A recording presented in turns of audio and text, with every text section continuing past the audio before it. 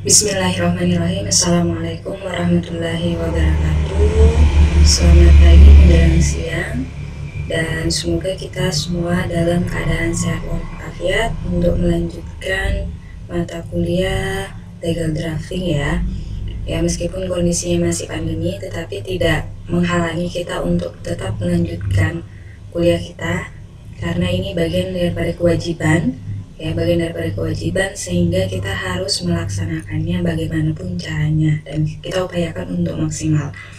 Ya, saya akan melanjutkan pembahasan tentang legal drafting yang minggu lalu kita sudah sampai pada pembahasan pembagian ilmu pengetahuan perundang-undangan menjadi dua, yakni teori perundang-undangan dan ilmu perundang-undangan. Ya, silahkan dilihat, kita flashback lagi ya ke pagan tentang ilmu pengetahuan perundang-undangan, yang mana dalam ilmu pengetahuan perundang-undangan ini sebenarnya adalah suatu ilmu pengetahuan interdisipliner mengenai pembentukan hukum, dalam hal ini peraturan hukum yang dibuat oleh negara. Maka yang harus kita pahami sebenarnya ketika berbicara tentang legal drafting, dalam frame berpikir kita harus kita sepakati adalah peraturan perundang-undangan atau setiap aturan yang dibuat oleh negara. Dalam hal ini adalah legal drafting merupakan ilmu yang mengkaji tentang bagaimana menyusun suatu perundang-undangan, ya, di mana perundang-undangan itu adalah undang-undang negara. Ya, bisa dilihat di PowerPoint-nya ya, di halaman 9 itu terbagi ilmu pengetahuan perundang-undangan terbagi atas dua, yakni teori perundang-undangan dan ilmu perundang-undangan. Nah, domain pembahasan kita adanya di ilmu perundang-undang, meskipun sebenarnya ini adalah secara umum kita akan bahas ini, tetapi secara lebih spesifik yang akan kita kaji secara mendalam nanti di bagian bagaimana ilmu perundang-undangan itu, bagaimana menyusun suatu peraturan perundang-undangan. Ini bisa dilihat di sini ya, ada ilmu perundang-undangan. Di situ ilmu perundang-undangan sifatnya normatif, berorientasi kepada melakukan perbuatan pengaturan. Ada 3 poin pokok dari ilmu perundang-undangan, yakni tentang bagaimana proses perundang-undangan, metode perundang-undangan, dan teknik perundang-undangan. Jadi ada yang berkaitan tentang proses penyusunannya, ada yang berkaitan tentang bagaimana metode perundang-undangan tersebut sampai kepada bagaimana perundang-undangan itu diterapkan. Ya, kita bisa lihat di penjelasannya ya tentang proses perundang-undangan. Di sini yang akan kita bahas mengenai pembahasan dan analisis proses atau mekanisme pembuatan peraturan perundang-undangan hingga pengawasan atau pengujiannya. Jadi, dalam pembahasan proses perundang-undangan yang akan kita kaji adalah proses pembuatan peraturan perundang-undangan hingga pengawasan dan pengujiannya. Kemudian metode perundang-undangannya yakni membahas dan menganalisis substansi atau materi muatan. Jadi kalau tadi proses perundang-undangannya berkaitan dengan proses dan mekanisme pembuatan peraturannya, kemudian di sini metode perundang-undangan berkaitan tentang substansi atau isi dari peraturan perundang-undangan, termasuk cara-cara menemukan materi perundang-undangan itu sendiri. Kemudian teknik perundang-undangan membahas dan menganalisis bentuk luar peraturan perundang-undangan. Nah, berdasarkan keseluruhan uraian di atas, untuk memenuhi kebutuhan perancangan peraturan perundang-undangan dan dalam rangka pengembangan ilmu perundang-undangan atau ilmu pengetahuan perundang-undangan ke depan, keberadaan ilmu perundang-undangan sangat penting untuk diberikan kepada mahasiswa. Ini menjadi penting untuk kita pelajari ya, khususnya kita orang hukum memang harus ada mata kuliah legal drafting, tidak lain dan tidak bukan agar kita memahami bahwa peraturan perundang-undangan yang hadir pada hari ini ternyata ada ilmunya, Artinya suatu perundang-undangan lahir hari ini itu tidak serta-merta kemudian dibuat oleh DPR begitu saja, tetapi harus ada kaidah-kaidah hukum atau kaidah-kaidah keilmuan yang harus terpenuhi suatu undang-undang layak dikatakan sebagai suatu peraturan perundang-undangan yang mengikat keseluruhan masyarakat di Indonesia. Nah, berkaitan dengan legal drafting atau ilmu peraturan perundang-undangan, kita akan lanjut membahas tentang bagaimana sih sebenarnya pengertian, batasan, dan ciri dari peraturan perundang-undangan itu. Ada banyak sekali ada banyak teori atau para pakar hukum mengemukakan tentang apa yang dimaksud sebenarnya ilmu peraturan perundang-undangan itu. Seperti yang dikemukakan oleh S.J. Pokema Andrea, bahwa istilah perundang-undangan atau legislation with giving atau Gesetzbuch mempunyai dua pengertian yang berbeda.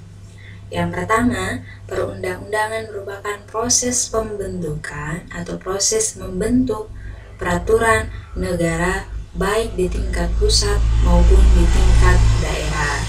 Kemudian pengertian yang kedua, perundang-undangan adalah segala peraturan negara yang merupakan hasil pembentukan peraturan baik di tingkat pusat maupun di tingkat daerah. Jadi dari dua pengertian yang dikemukakan oleh tokoh ini, pengertian pertama itu merujuk kepada bagaimana proses pembentukan atau dibuatnya peraturan perundang-undangan, ya. Ini sekali lagi saya tekankan bahwa peraturan perundang-undangan itu bisa berkaitan tentang prosesnya, proses pembentukan dan pembuatan perundang-undangan, dan juga bisa tentang bagaimana pengaplikasian dari peraturan perundang-undangan itu. Tetapi yang dikemukakan oleh teori ini bahwa peraturan perundang-undangan itu sebenarnya ada dua hal yang domain yang harus kita pelajari, yang harus kita pahami. Yang pertama berkaitan tentang proses pembentukan peraturan perundang-undangan baik di tingkat pusat atau di tingkat daerah. Di tingkat pusat itu adalah peraturan perundang-undangan yang dibentuk oleh pemerintah pusat, DPR bersama presiden, atau peraturan-peraturan lain yang dibentuk oleh pemerintah seperti PP, Perpres, Permen dan seterusnya. Nah, untuk penjelasan yang kedua ini berkaitan domain bahwa segala peraturan perundang-undangan, artinya peraturan perundang-undangan adalah segala peraturan negara yang merupakan hasil bentukan peraturan-peraturan baik di tingkat pusat maupun di tingkat daerah. Nah, ini artinya sudah dalam bentuk produk, ya, bahwa segala produk, segala hasil dari peraturan tersebut dibuat oleh pemerintah pusat dan pemerintah daerah. Pemerintah daerah ini berupa perda atau peraturan daerah yang dibuat oleh kepala daerah bersama dengan DPRD provinsi dan kabupaten. Kemudian nih lanjut, Maria Farida Idrati S. Ini adalah salah satu tokoh juga, ya, tokoh dalam hukum dan salah satu mantan hakim konstitusi. Beliau menyatakan bahwa peraturan perundang-undangan itu terdiri dari dua pengertian. Yang pertama sebagai proses pembentukan, hampir sama dengan definisi sebelumnya, ya, sebagai proses pembentukan peraturan negara baik di tingkat pusat maupun di tingkat daerah. Dan yang kedua sebagai segala peraturan negara yang merupakan hasil pembentukan peraturan baik di tingkat pusat maupun di tingkat daerah. Nah, ini saya ingin menunjukkan pendapat dari Prof. Jimli seperti tadi ada, ya. Ini untuk pengertian tentang peraturan perundang-undangan itu ada banyak sekali, ya. Bisa dilihat saja, ini saya tidak akan sebutkan semua karena kita juga akan terbatas waktu dan kuota juga, ya. Saya akan menampilkan yang paling penting-penting saja ya. Nah ini satu lagi dari pengertian peraturan perundang-undangan menurut JJS Simorangkir. Nah ini sebenarnya mendefinisikan bahwa peraturan perundang-undangan dan peraturan perundang-undangan dalam pengertian yang berbeda. Dia membagi peraturan perundang-undangan dalam arti luas dan dalam arti sempit. Peraturan perundang-undangan dalam arti luas mengacu kepada tata tingkatan peraturan dan peraturan yang telah diundangkan. Ini berkaitan tentang tingkatan peraturan perundang-undangan itu ya.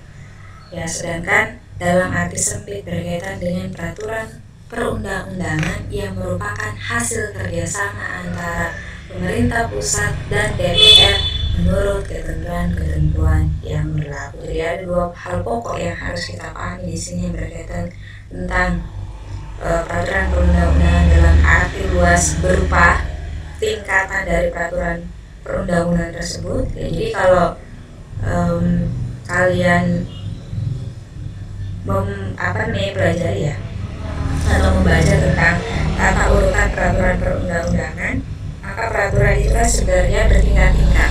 Ada peraturan yang paling ada peraturan yang tinggi sampai dengan peraturan yang rendah. Nah, mengacu kepada pengertian peraturan perundang-undangan yang dikemukakan oleh JJT Simorangkir ini, maka sebenarnya pengertian peraturan perundang-undangan ini mengacu kepada ketetapan MPRS nomor 20 MPRS/1966 tentang ini berkaitan dengan tata urutan perundang-undangan yang memahami bahwa peraturan perundang-undangan itu bertingkat dan peraturan itu hanyalah dibuat oleh Presiden dan DPR. Padahal setelah itu masih banyak sebenarnya peraturan perundang-undangan yang mana peraturan tersebut dibuat oleh tidak hanya DPR bersama Presiden, tapi ada juga peraturan yang dibuat oleh Presiden sendiri, misalnya dalam bentuk Perpres, ada juga yang dibuat oleh pemerintah, atau bahkan masih banyak peraturan perundang-undangan, misalnya PP, kemudian Perda dan seterusnya.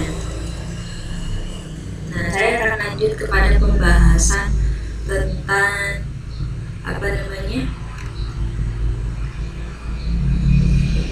sifat-sifat khusus dari peraturan perundang-undangan ya. Jadi secara teoretikal, peraturan perundang-undangan mempunyai sifat-sifat khusus. Yang pertama bersifat norma hukum, kemudian berlaku keluar, bersifat umum dalam arti luas, kemudian bersifat futuristik, berlaku terus-menerus, dan bersifat hierarkis. Ya. Jadi secara teoretikal, peraturan perundang-undangan ini memiliki sifat-sifat, misalnya peraturan perundang-undangan itu tidak boleh dalam bentuk tidak boleh berbentuk bukan norma ya, tidak boleh berbentuk kayak gini, bahwa peraturan perundang-undangan itu harus bersifat mengatur, itu intinya ya. Jika peraturan tersebut dalam bentuk undang-undang, maka di dalam undang-undang atau PP, Perpres, dan peraturan di bawahnya itu harus bersifat norma hukum atau kaidah hukum ya, harus bersifat kaidah hukum dan norma hukum. Kemudian peraturan perundang-undangan itu harus diberlakukan keluar, artinya kepada seluruh kepada seluruh masyarakat atau tergantung dari apa yang diatur oleh peraturan perundang-undangan itu. Kemudian bersifat umum dalam arti luas. Ya, bersifat umum artinya bahwa dalam suatu peraturan perundang-undangan itu harus memiliki bahasa yang bersifat umum, tidak boleh secara spesifik. Kemudian harus bersifat futuristik atau jangka panjang, atau bersifat harus ke masa depan. Makanya dalam ilmu hukum itu ada yang namanya ius constitutum dan ius constituendum. Ius constituendum, konstitutum lah ini hukum yang hukum yang sekarang atau hukum positif yang diberlakukan di suatu negara, sedangkan ius konstituturnya berkaitan dengan hukum di masa yang akan datang, sehingga suatu kaidah hukum atau peraturan perundang-undangan itu harus diberlakukan ke masa depan, tidak boleh berlaku surut, ya. Tidak boleh peraturan dibuat hari ini menghukum pelanggaran yang terjadi di masa lampau. Itu tidak bisa itu, makanya peraturan perundang-undangan harus bersifat futuristik dan berlaku terus-menerus. Ya, artinya suatu peraturan itu tidak boleh tidak boleh saklek terhadap jangka waktu tertentu, tetapi peraturan perundang-undangan itu tidak ada jangka waktu berlakunya kapan, kecuali peraturan perundang-undangan tersebut kemudian harus dilakukan judicial review, maka peraturan perundang-undangan yang sebelumnya dicabut boleh diganti yang baru. Kemudian yang paling penting harus bersifat hierarkis, artinya harus sesuai dengan tata urutan peraturan perundang-undangan. Apakah dia sudah tersusun sebagaimana? Kalau sekarang kan Undang-Undang Nomor 11 Tahun 2000 ada yang terbalik. Kalau di negara Indonesia kan harus disesuaikan dengan tata urutan peraturan perundang-undangan, ya, yang terkait Undang-Undang Dasar, KPP, Undang-Undang, Perpu, PP, Perpres, Perdes, dan seterusnya. Nah, sedangkan menurut Sajid Raharjo bahwa peraturan perundang-undangan harus menghasilkan, ya, peraturan yang memiliki ciri-ciri sebagai berikut: harus bersifat umum, komprehensif, sehingga merupakan kebalikan dari sifat khusus yang terbatas. Artinya tidak boleh peraturan itu hanya diperuntukkan untuk golongan tertentu, tapi peraturan tersebut harus bersifat umum, komprehensif, dan mengakomodir untuk seluruh kepentingan. Kemudian bersifat universal, jadi diciptakan untuk menghadapi peristiwa yang akan datang dan yang belum jelas bentuk konkretnya. Maka sebenarnya di poin inilah mengapa jika kita menyaksikan bahwa suatu peraturan perundang-undangan yang kemudian tidak relevan dengan sekarang harus dilakukan revisi. Taruhlah misalnya contohnya KUHP, ya. KUHP adalah warisan peninggalan Hindia Belanda, ya. Sebenarnya KUHP itu kan peraturan perundang-undangan yang bersifat universal. Tetapi hadirnya suatu perundang-undangan itu juga harus disesuaikan dengan kondisi sosial budaya suatu masyarakat. Persoalannya KUHP yang dibuat oleh Belanda itu, ya, ada banyak sekali peraturan yang sudah tidak sesuai dengan perkembangan kehidupan sosial masyarakat bangsa Indonesia.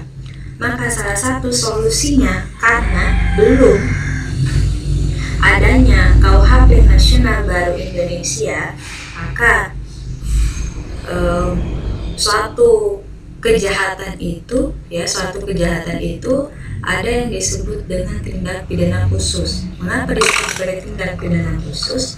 Karena peraturan perundang-undangan itu tidak diatur dalam KUHP, tetapi punya aturan sendiri. Contoh ini pidana anak nih. Secara kategori bahwa tindak pidana yang dilakukan memang diatur, bahwa satu tindak atau perbuatan tindak pidana itu diatur di dalam KUHP. Tetapi secara spesifik bahwa tindak pidana yang dilakukan oleh anak itu tidak diatur di dalam KUHP. Maka dibuatlah aturan-aturan yang secara khusus mengatur tentang tindak pidana yang dilakukan oleh anak. Itu disebut dengan tindak pidana khusus. Nah, persoalannya hari ini KUHP yang kita berlakukan di Indonesia bukannya tidak baik, ya, sebenarnya baik, hanya saja sudah tidak sesuai dengan konteks sosial dan budaya masyarakat. Mengapa? Karena ada berbagai peraturan perundang-undangan yang tidak diakomodir oleh KUHP. Maka dengan demikian suatu peraturan perundang-undangan seharusnya, ya, bersifat universal.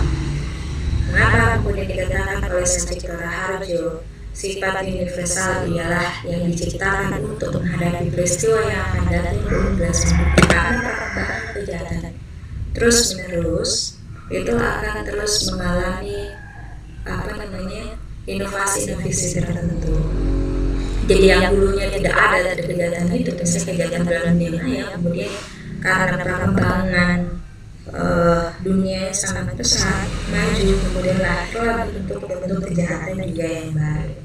Nah, inilah repotnya peraturan perundang-undangan, karena peraturan yang disusun hari ini harus mengakomodir terhadap kejahatan yang akan dilakukan di masa yang akan datang.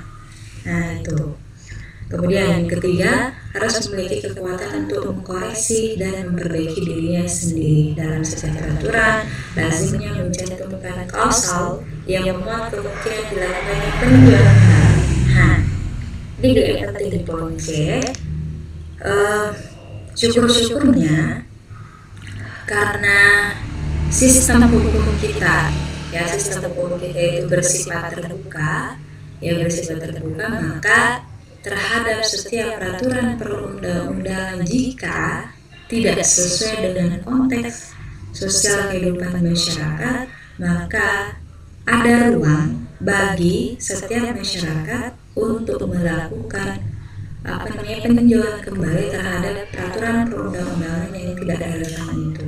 Contoh misalnya Undang-Undang Minerba, ya, Undang-Undang Minerba, maka jika suatu peraturan undang-undang minerba ini dianggap tidak sesuai dengan kehidupan sosial masyarakat Indonesia, maka ada ruang terhadap di dalam peraturan perundang-undangan itu dimungkinkan untuk melakukan peninjauan atau judicial review terhadap peraturan undang-undang minerba tersebut.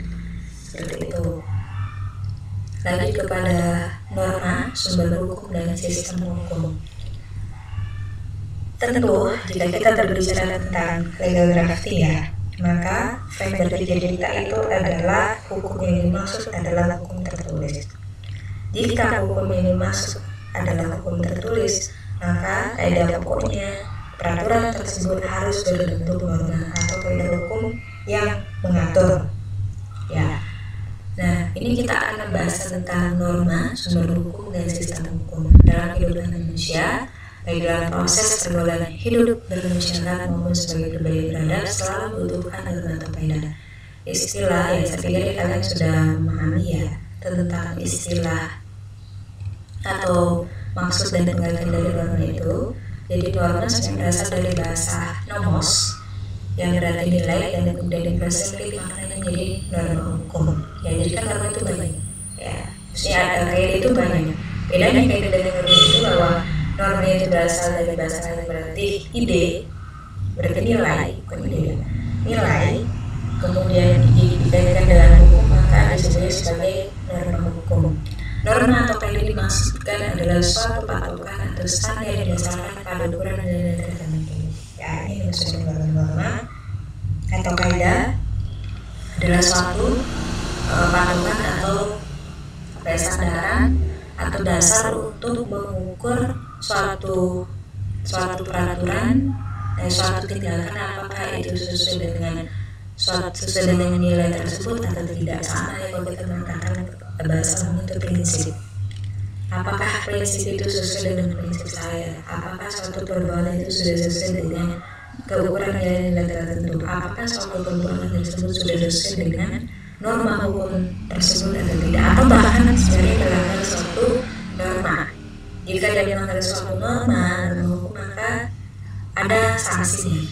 Jadi meskipun tidak dalam bentuk norma hukum, kalau misalnya kaidah sosial, maka akan menimbulkan sanksi, atau kaidah sosial itu tetap akan menimbulkan sanksi. Minimal sanksi yang ditimbulkan adalah sanksi beban moral. Tetapi karena ini sifatnya adalah norma hukum, maka sanksi yang ditimbulkan berupa sanksi yang akan menghukum terhadap tindakannya, seperti itu. Nah,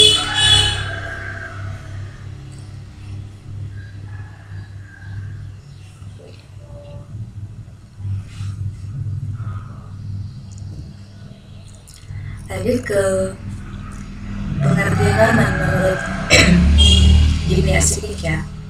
Jadi menurut Jimmy Simplic, norma atau kaidah merupakan pelembagaan nilai-nilai baik dan buruk dalam bentuk kata aturan yang berisi kebolehan, anjuran, atau perintah. Sedangkan Mutia Farida Indrati Suprapto mendefinisikan bahwa norma adalah suatu ukuran yang harus dipatuhi oleh seseorang dalam hubungannya dengan sesamanya ataupun dengan lingkungannya. Sedangkan menurut Sudikno Martokusumo bahwa kaidah atau norma pada hakikat merupakan perumusan suatu pandangan objektif mengenai penilaian atau sikap yang seyogianya dilakukan atau tidak dilakukan, yang dilarang atau dianjurkan untuk dijalankan. Nah, jadi dari ketiga definisi tentang norma ini, kita bisa memahami bahwa norma itu sebenarnya adalah suatu nilai-nilai yang menjadi patokan untuk mengukur suatu perbuatan itu boleh dan tidak boleh dilakukan. Ya, saya pikir meskipun ini tidak berkaitan dengan norma hukum, tetapi kita memiliki norma-norma tertentu yang mana sekiranya perbuatan yang boleh saya lakukan tidak boleh saya lakukan. Dan itulah gambaran dari norma.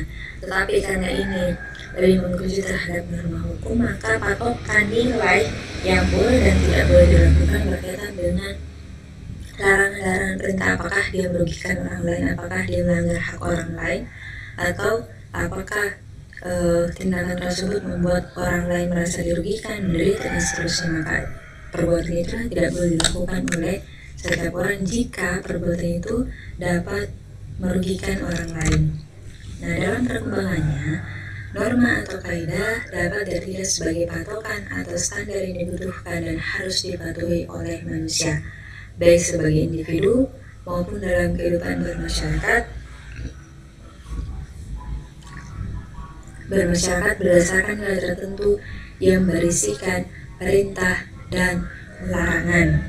Kemudian, selain itu, berkaitan dengan norma juga bahwa melalui ketaatan manusia atau norma akan dapat menjamin adanya tata tertib dalam kehidupannya, baik selaku pribadi maupun sebagai makhluk sosial. Hal ini tidak lepas dari fungsi norma itu sendiri sebagai patokan atau ukuran sebagai pedoman bagi kehidupan manusia dalam berperilaku atau bertindak dalam hidupnya. Ini ada banyak sekali tentang pengertian norma ya. Jadi ini bisa dilihat sendiri di slide ya. Pada prinsipnya saya mengatakan bahwa norma atau kaidah seperti yang disampaikan oleh tiga pakar hukum yang sebenarnya yang mendefinisikan tentang norma, maka sebenarnya norma ini nantinya akan ditentukan terhadap manusia. Ya, berarti norma ini sebenarnya adalah suatu standar yang ditentukan oleh taruhlah misalnya norma hukum yang ditentukan oleh standar tersebut ditentukan oleh negara. Perbuatan ini boleh dan tidak boleh dilakukan. Ya, perbuatan ini suatu perbuatan larangan atau perbuatan harus perbuatan yang diwajibkan. Jika perbuatan itu kemudian tidak diindahkan, maka akan menimbulkan sanksi. Nah, itulah suatu penyusunan peraturan perundang-undangan harus bersifat mengatur, atau peraturan tersebut harus dalam bentuk norma. Ya, norma berarti kalau kita melihat ini berarti normanya itu harus berupa standar. Penyusunan peraturan perundang-undangan itu harus penyusunan pasalnya harus disesuaikan dengan standar. Apakah kausal dari pasal tersebut sudah mengandung norma yang mengatur tentang suatu perbuatan yang boleh dan tidak boleh dilakukan, seperti itu. Ya, jadi sebenarnya memang norma dan pembentukan peraturan perundang-undangan itu hal yang paling substansial yang harus kita pahami itu adalah tentang norma, karena isi dari peraturan perundang-undangan itu sendiri harus berupa norma, ya, harus berupa norma dan khususnya adalah norma hukum, seperti itu. Tetapi akan kita lanjutkan di pertemuan minggu depan. Nah, ini kita harus tuntas memahami dulu tentang norma ya. Kita harus tuntas memahami tentang norma itu sendiri, karena memang dalam penyusunan peraturan perundang-undangan misalnya dalam pembentukan pasalnya itu harus bersifat pasal itu harus bersifat pasti dan bersifat mengatur dalam bentuk norma.